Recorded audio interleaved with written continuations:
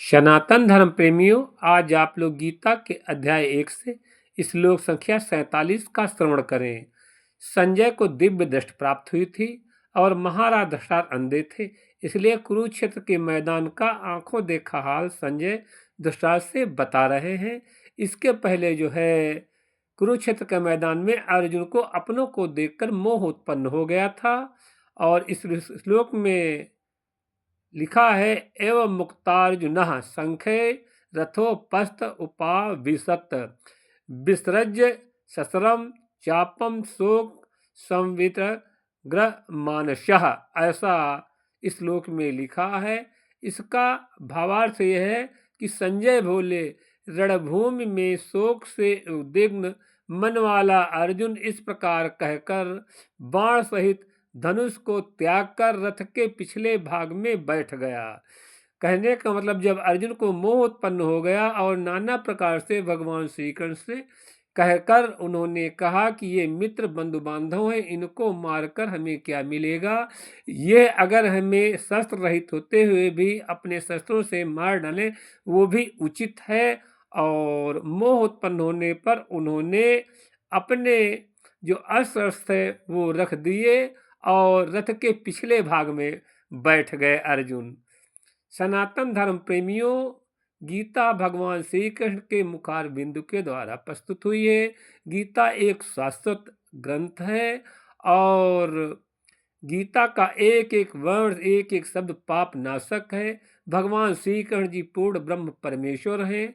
उन्होंने स्वयं गीता में कहा है कि मैं पूर्ण ब्रह्म हूँ और जो हमें जन्मतः जानता वो मेरे तत्व को नहीं जानता है।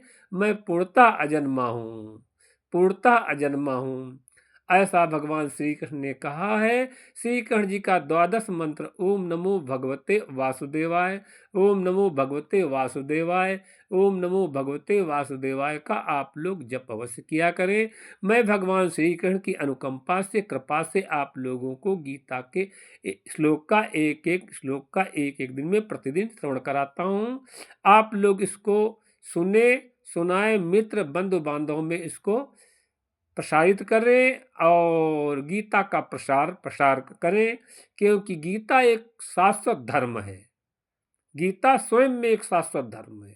और देखा जाए तो महाभारत विश्व का एक अद्वितीय ग्रंथ है। इसका पहले नाम जय संहिता था।